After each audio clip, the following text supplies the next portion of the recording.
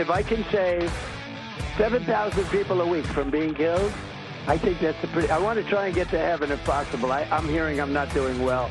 I hear I'm really at the bottom of the totem pole. But if I can get to heaven, this will be one of the reasons. President Trump talking to Fox and Friends this morning. If I can save 7,000 lives a week, I want to get into heaven. People tell me I'm not doing very well right now. Working on, if you're president of the United States and you were shot through the ear by a sniper 100 yards away, you might be thinking about such things. No kidding. No kidding about that. Crazy out there. Those wacky Democrats. And we had our great caller, Ross. And I'm not dialed into this movie, Tomorrow Never Dies, so much, but Michael Piercy and Bill Hess were talking about it during the break. There was a James Bond movie with Pierce Brosnan as James Bond, Tomorrow Never Dies, 1997, and a media mogul attempts to provoke a war between China and the United Kingdom because that way he would control exclusive global media coverage. And James Bond's mission is to stop the media mogul from creating this war. So James Bond, 1997, a long time ago now. That's that's long. That's more than a quarter century ago, isn't it, Michael? See, Michael, you're very old now, Michael. You're so old. It's amazing how old you are. But that's kind of fun. And the Democrats, they're a nutty bunch. They're a nutty bunch. President Trump is also talking about doing away with mail-out ballots for our elections. And, the Democrats, they love everything French and they love everything European, but they love mail-out ballots, tens of millions of mail-out ballots, and the Democrats then make it legal to have ballot harvesting, going to apartment buildings and old folks' homes and mental institutions and every place else to harvest the ballots. The Democrats are crooked, is I think what I'm saying. But I was reminded of this because President Trump is talking about doing away with, ensuring, increasing, improving our election integrity, and the Democrats are against that, just as they're against fighting crime. You don't want to fight illegal aliens from coming into the country. You don't want to control our border. The Democrats don't. The Democrats, they're for everything bad and for nothing good. But I went and grabbed an Associated Press piece from 2022, April 8th, 2022. And the headline is, Voting in France, : oh, come on, that writes itself. Paper ballots cast in person, no machines. And President Trump now is proposing no voting machines, Dominion voting system. They sued Fox News, and Fox News paid him like $780 million or something. They sued Newsmax, and Newsmax settled with Dominion voting systems. Got to pay him $67 million or $67.5 million over the next several years. And President Trump is saying, hey, let's not have these voting machines. Let's not have the mail-out ballots because they're crooked. And the Associated Press pointed out in 2022, French voters in Sunday's presidential election will use the same system that's been used for generations, paper ballots that are cast in person and counted by hand. Despite periodic calls for more flexibility or modernization, France doesn't do mail-in voting, early voting, or use voting machines en masse like the United States. See, France, you have to show up in person on election day, not election month or election year, election season. It's election day, and in France, you show up, you show your ID because everybody has an ID, and everybody has an ID here. Homeless, mentally ill people have IDs in the United States, and that's how the Democrats get their votes. So in France, they don't do mail-in ballots at all. They don't do voting machines. They have in-person voting. They have paper ballots. They show IDs, and it works great. And they have the results at the end of the day. Now, the Democrats, they love to litigate everything, and it can take weeks before you figure out who won a House seat in California because the Democrats have corrupted everything. Pretty amazing stuff. So they don't do the voting machines. They don't do mail-out ballots. President Emmanuel Macron is the clear front-runner. This is 2022. Through an unprecedented proportion of people say they are unsure who they will vote for or whether they will vote at all. Well, that's up to them, I've got to say. Voters must be at least 18 years old. About 48.7 million French people are registered on the electoral rolls of the place where they live. They vote where they live. Voters make their choices in a booth with the curtains closed, then place their ballot in an envelope that's then put into a transparent ballot box. They must show photo identification and sign a document next to their name to complete the process. Volunteers count the ballots one by one. Officials will then use the state-run software to register a report reporting the results more efficiently.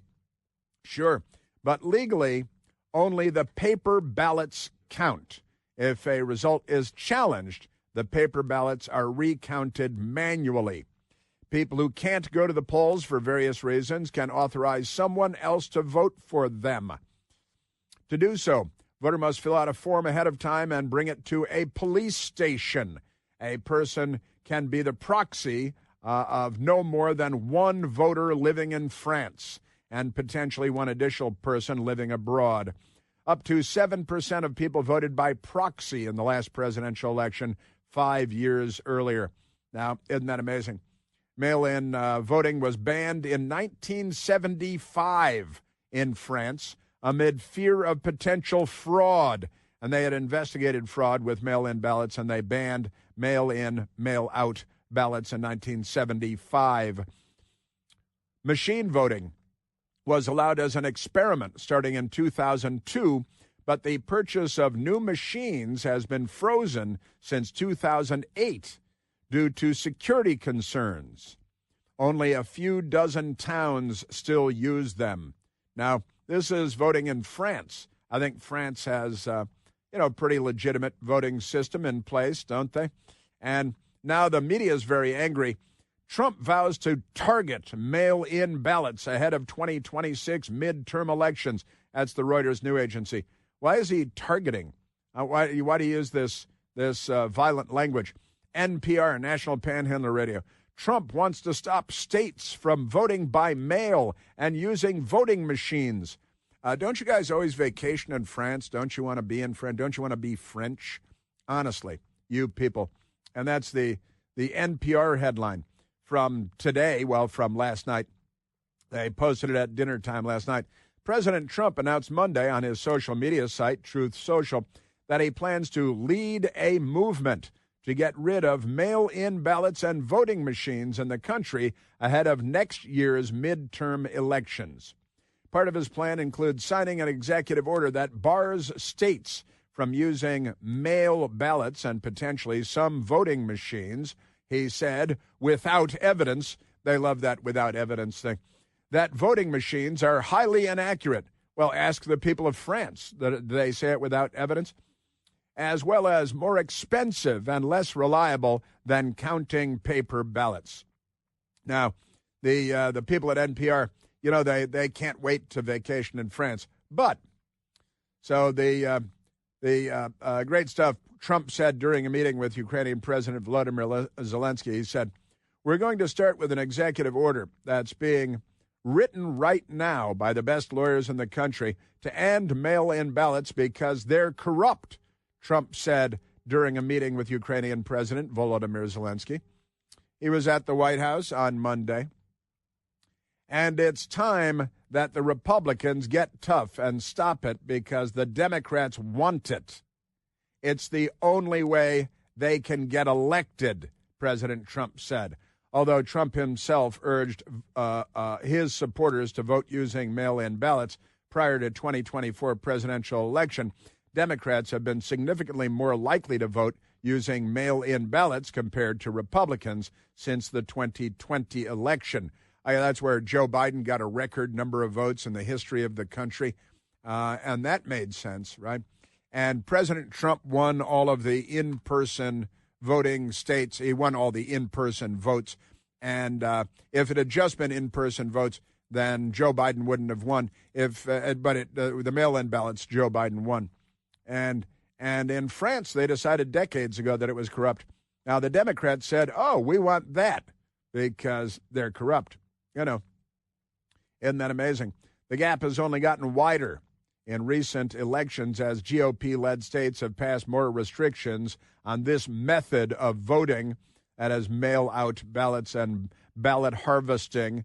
It all sounds very third world because it is very third world, because the Democrats aren't liberals. The Democrats are the left. Isn't that amazing? Yes, it is.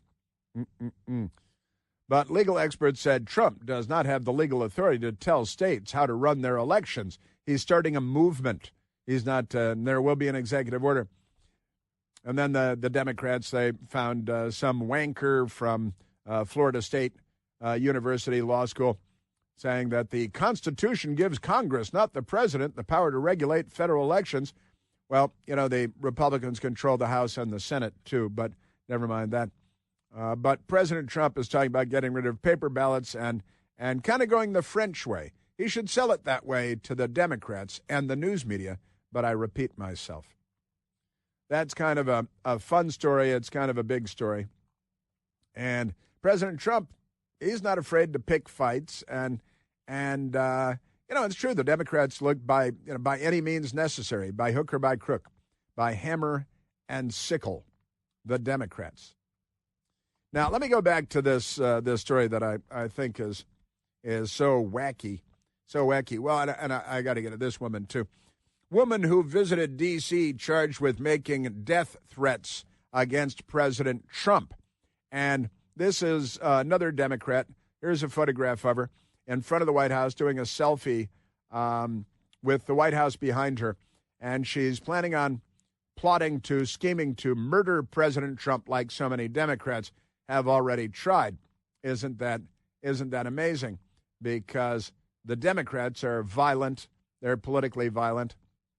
They assassinate 3 American Republican presidents have been assassinated. And this reminded me of Squeaky Fromm of the Manson gang that wanted to assassinate Gerald Ford.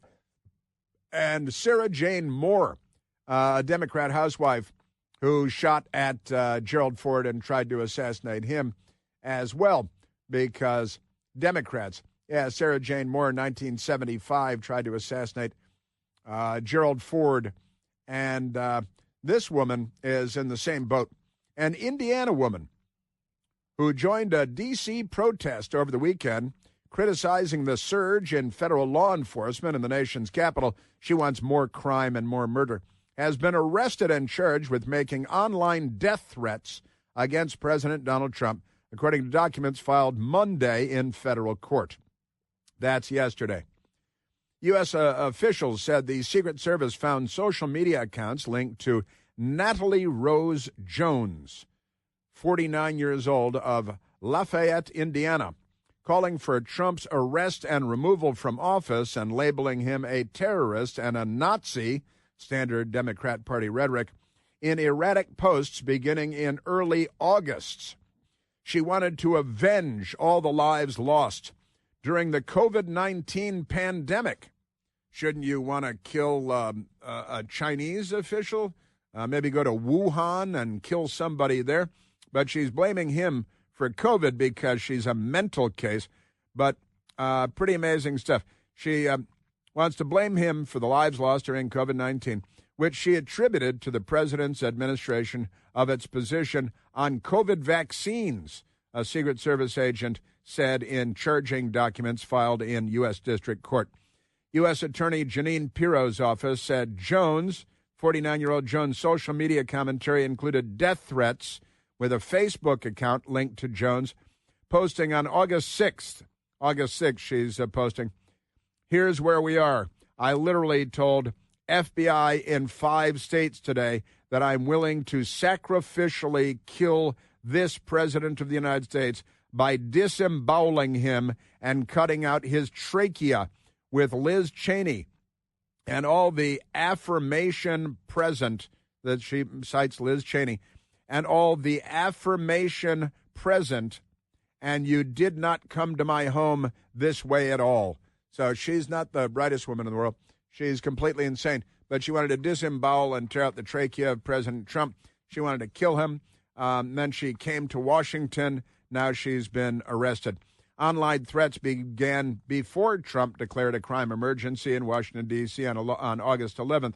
Law enforcement officials indicated in court filings Jones agreed to be interviewed by the Secret Service on Friday, telling them that she had access to bladed object. She had a bladed object, and that if she had the opportunity, she would take the president's life and would kill him at the compound if she had to, according to a Secret Service agent affidavit. She's a Democrat. She's a would-be presidential assassin, and they're all perfectly, normal threats from the Democrat Party. That's what they do. Bladed object, And then she told the Secret Service or the FBI, here's what I'm going to do. Every day's an IQ test, lady. You failed again. Isn't that great? Natalie Rose Jones, 49 years old, of Lafayette, Indiana. It's not normal for Indiana. Remember normal? Because in the Democrat Party, they've made this pretty normal.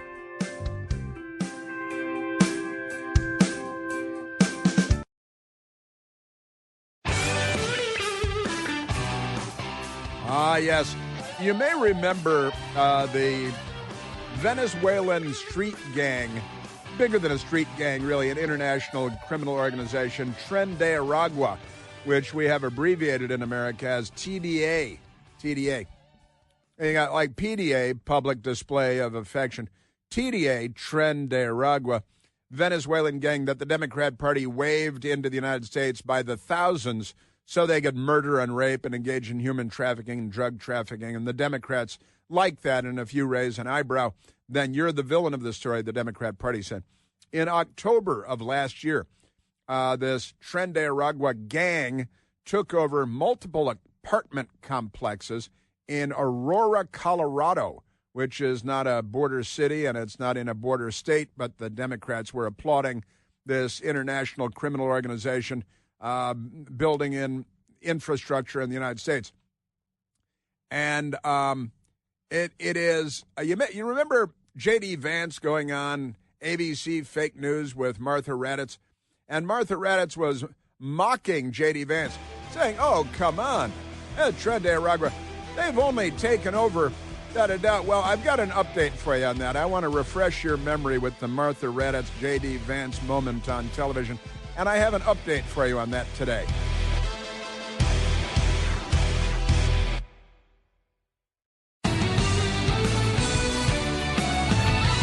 All right, do you remember, I'm sure you do remember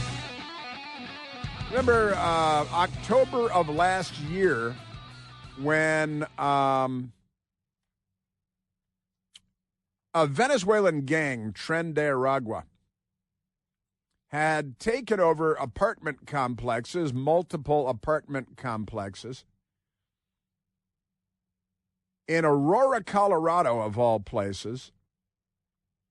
And these gangs, you saw videos from doorbell cams and stuff, like 5 guys with combat rifles coming up stairwells and smashing front doors of apartments in Aurora, Colorado. And the Trump administration said, now, I mean, again, this is before the presidential election last year, right? In 2024, it's October, and the election's in November. President Trump and Republicans were pointing out what the Democrats were doing to the country and causing all this mayhem.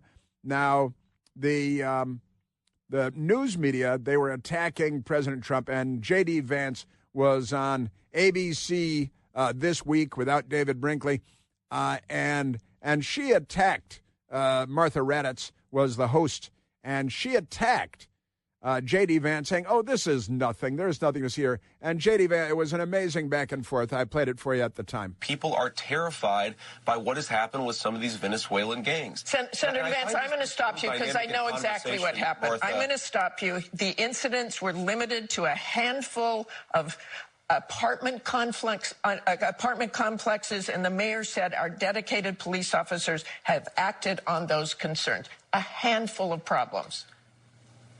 Only, Martha, do you hear yourself? Only a handful of apartment complexes in America were taken over by Venezuelan gangs, and Donald Trump is the problem? It was just a J.D. Vance was on. He laughed in her face.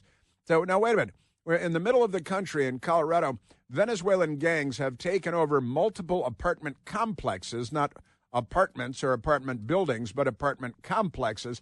And ABC News was scoffing, laughing at that.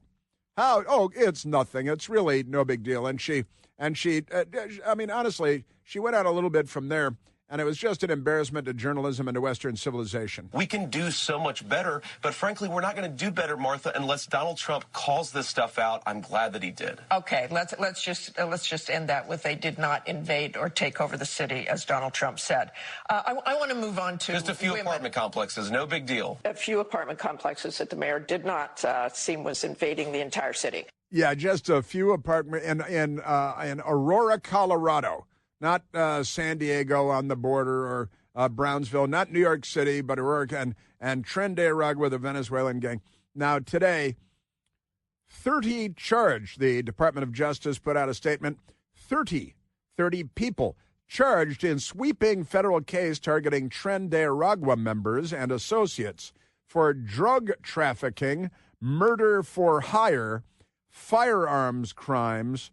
And this just happened last night at the Justice Department. The U.S. Attorney's Office for the District of Colorado announced 2 federal indictments that charge 30 individuals, including several alleged leaders and members of designated foreign terrorist organization, Tren de Aragua, which we abbreviate as TDA because, everything has to be abbreviated. With drug trafficking, murder for hire, firearms offenses, TDA has been linked to brutal offenses, including murder, kidnapping, extortion, human trafficking, drug trafficking. Many of TDA's members have unlawfully entered the United States. Wait, illegal alien gang members from Venezuela doing human trafficking, drug trafficking, kidnapping, murder for hire. And there is ABC fake news on the lead up to Election Day. And Martha Raddatz scoffing at the man who is now vice president that, this is nothing, just taken over a bunch of apartment complexes in Aurora, Colorado. These gangs, the grand jury has charged 28 individuals after a 9-month investigation, which began by targeting criminal activity in an apartment complex in the Denver metro area that had experienced an increase in violent crime and drug activities. And the Democrats, and that means the media, they applaud that. The 39-count indictment charges defendants with firearms trafficking, using firearms to commit drug trafficking crimes, possession of firearms and ammunition by illegal aliens. This is all fine with the Democrats. Trafficking in controlled substances, trafficking crimes, possession of firearms and ammunition by illegal, it just goes on and on, including methamphetamine, cocaine, and something called Tusi, a narcotic drug originating in Venezuela, which contains a variety of controlled substances, including ketamine, methamphetamine, MDMA, which is also known as ecstasy, and is typically manufactured to be pink in color. That's important. So the indictment also charges 5 of the defendants with conspiracy to commit murder for hire. ATF officers recovered 69 firearms through this operation, including automatic machine guns. Many of these firearms have been linked to shootings in Denver and Aurora, Colorado, including carjackings, robberies, and drive-by shootings. In a separate indictment, charges Luis Fernando Uribe Torralbella 29 years old, and Luis Enrique Charema, 29, with 6 counts, including conspiracy to traffic firearms, conspiracy to traffic controlled substances, carjacking, conspiracy to commit murder for hire. And this is the news media, and that means the Democrats were scoffing at this. Oh, come on, it's just a few apartment complexes. And J.D. Vance was just gobsmacked. What? So, wait, do you hear yourself? He had to say, do you hear yourself? So this is a giant bust of illegal alien gang members from Venezuela with machine guns hosing people down, human trafficking, and murder for hire and murder and shootings and carjackings. And the news media is like, and this is why now when you see President Trump fighting crime and federal law enforcement fighting crime in Washington, D.C., they're against fighting crime in Washington, D.C. Martha, do you hear yourself? Honestly, amazing. And at the same time, the Democrats with their transgender army in Texas. This is great. Suspects in Texas ICE shooting. That's right, they're shooting federal law enforcement. Tied to trans, meaning transgender. This is the Washington Post. They just use the abbreviated. It's just trans. We just call it trans. And TDA, right? Suspects, plural, in Texas ICE shooting tied to transgender, anti-fascist activism. They call it activism. Brian Song, an alleged ringleader, and I love they lead with this, is a former Marine Corps reservist, a tranny, who trained left-wing activists, you mean terrorists, for close-quarters combat and large-scale gunfights, Associates said. Dallas is the dateline. Just after dusk on July 5th, the crash of wood and metal suddenly reverberated through a predominantly black and Latino neighborhood here known as the Bottoms. This is Dallas, Texas. And they have to immediately racialize everything. It's predominantly black and Latino. Neighbors peered out to see a small army of men in desert camouflage and tactical vests crouched behind a black armored vehicle, shouting commands toward a brick house. A SWAT team had smashed through the front door of the residence, which neighbors say, listen to now this, what they're describing as a SWAT team showing up to raid a house full of heavily armed transgender crazy Democrats. A SWAT team had smashed through the front door of the residence, which neighbors say was occupied by several transgender women. That means men. When they say transgender women, that means people with male genitalia who are men, and they call them transgender women because they use the words, but they don't know what they mean. Okay, so the neighbors said the house being raided by a SWAT team had been occupied by several transgender women, meaning men, part of a group of activists, meaning armed terrorists who are mentally ill trannies, who initially united around trans and queer identity issues, Democrats. Now, the women, meaning men, dressed in bathrobes and pajamas, were being detained at gunpoint, neighbors said. They were being arrested by a SWAT team. It's just amazing. Now, the news media is the worst part of this, the Washington Post. Now, listen to this. It continues. It was weird enough that 6 or 7 white trans people moved into the neighborhood, a neighbor said, who spoke on the condition of anonymity because of privacy concerns. He rolled a joint and gazed at the plywood-covered front window. And now the FBI is raiding their house. He says it's weird enough 6 or 7 white trans people moved into the neighborhood, predominantly black and Latino. The raid, they later learned, was part of an investigation into a July 4th attack outside the Prairieland Immigration and Customs Enforcement detention facility in Alvarado. They call it, it's spelled Alvarado, but they pronounce it Alvarado there. Alvarado, Texas, I remember the raid. An hour's drive south, all right? So they've got, the trannies went down and attacked the Prairieland Immigration Customs Enforcement when they were heavily armed, of course. According to federal prosecutors, the suspects set off fireworks and spray-painted staff vehicles just after 10:30 p.m. And that's what they lead with. And they did this in the first place, too. then unloaded up to 30 rounds of gunfire, wounding a police officer in the neck.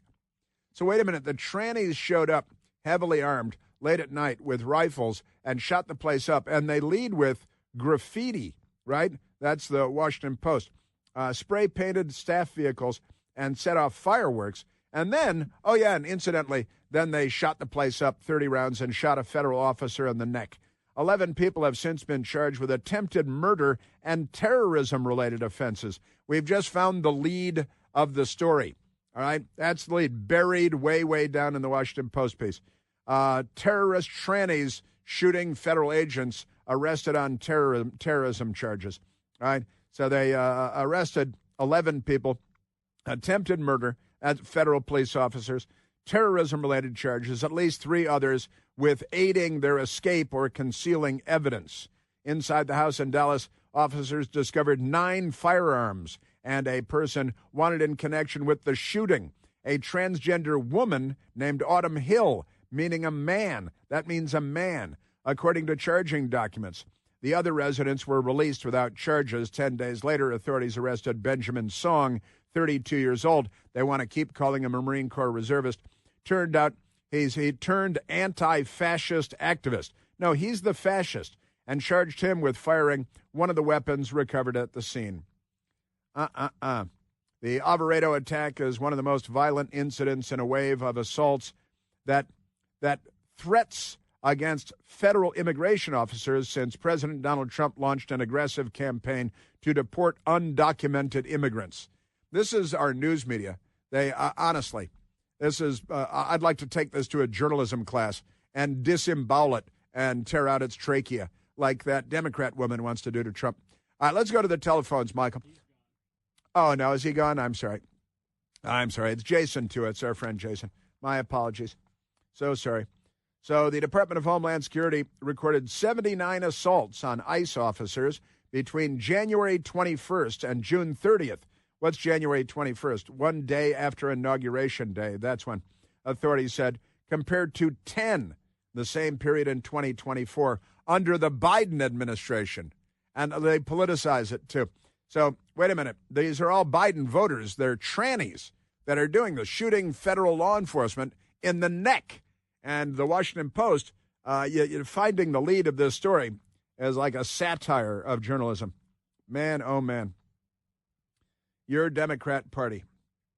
So they got these trannies showing up in a gang with rifles, and the news media, the Washington Post say, well, they spray painted. Oh, and then they opened fire on the federal officers and shot one in the neck, and the Washington Post, they're on the side of the tranny. They call them women, knowing that they're men, but they're such corrupt dimwits that they have to pretend the little world of make-believe that the Democrats have created surrounding gender, that these are women. I guess that's, I am woman, hear me roar. They're mentally ill. You're a Democrat Party. You know, the big wireless companies are pulling one over on all of us, and it's time to make the switch to consumer cellular. I made the switch. I have the same fast, reliable, nationwide big wireless coverage without the big wireless cost. And it's not just about saving money on my bill every month, although that's good. It's about not being used and abused by the big cell phone carriers. Do you have any idea how much data you use every month on your phone and beyond? People over 50 typically use less than 8 gigs of data in a month. But Big Wireless wants to shove you into an unlimited plan because they need you to cover the cost of 19-year-olds that are using 10 times as much data as you're using. It's a dirty trick they're playing on you. And if you're not using all that data, you are the one being used, I'm sorry to report. Had enough of that? Go with Consumer Cellular. They set me up with a service and a beautiful phone, and it's incredibly easy to make the switch. You make a phone call, you talk to an actual human being, not a punch pad robot, and that person is based right here in the United States of America, not on a space platform. Real human beings who are actually helpful right here in the U.S. Only takes about 20 minutes to make the change. So give them a call and make the switch today. You'll be happy you did. Call 1-800-760-0702. 1-800-760-0702. Yes, sir. Yeah. Even when they do report the story, they corrupt the hell out of it with the way they report the story. Please! This is supposed to be a happy occasion. Let's not bicker and argue about who killed who.